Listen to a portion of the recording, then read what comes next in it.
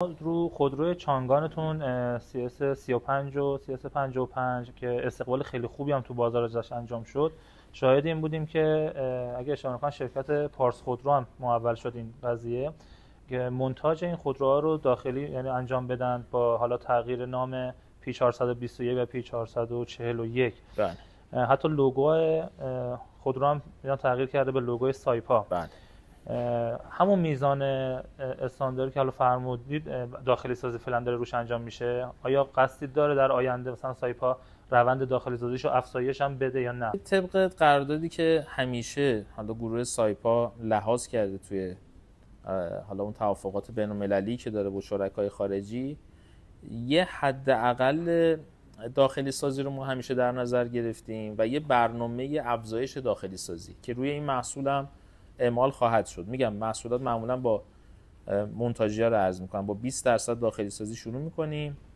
و این قابلیت با توجه به اون نوع قراردادی که انجام میشه قابلیت ارتقا و افزایش رو داره که روی این چانگانایی که شما فرمودین هم هست. حالا یه خاطر جمعی هم به مشتری عزیزمون بدم اینه که گروه سایپا خب شرکت‌های متنوع خودروسازی داره که خب یکیش پارس خودرو هست که همیشه جزو سرآمدها و با کیفیت ترین ها بوده و من یه سری جالب بخوام خدمت شما بگم، سایپا پارس خودرو سابقه تولید نیسان TNA رو داشته که نمره منفیش از خود TNA که توی ژاپن تولید شده کمتر بوده. یعنی ما تجهیزات و اون کیفیتی که توی خط لحاظ میشه و روی مونتاژ این خودروها لحاظ میشه نه تنها کمتر از حالا اون شرکت مادر نیست، بلکه بعضاً بهتر و به قول معروف خیلی با کیفیت تر از محصولی بوده که خود اون شرکت مادر داشته.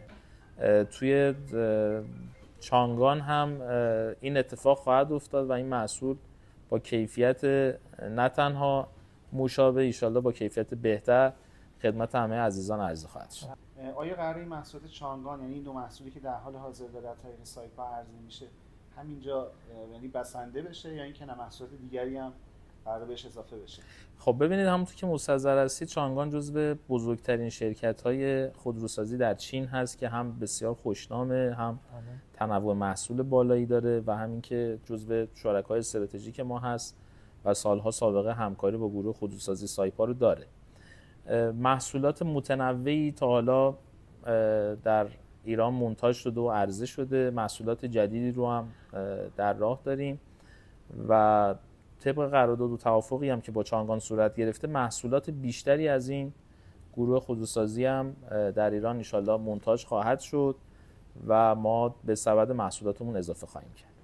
خیلی ممنون از توضیحاتتون، وقتی که برای ما گذاشتین. امیدوارم که این جمع پایدار بمونه و همیشه بتونیم ما سوالا و دغدغه‌های مردم با شما در ارتباط در میون بذاریم. من تشکر میکنم از شما و تیم خوب کافه خودرو که جزو کانال‌های بسیار پرمخاطب و تاثیرگذار صنعت خودرو هستید و همیشه هم دغدغه مردم و مشتریان رو داشتید.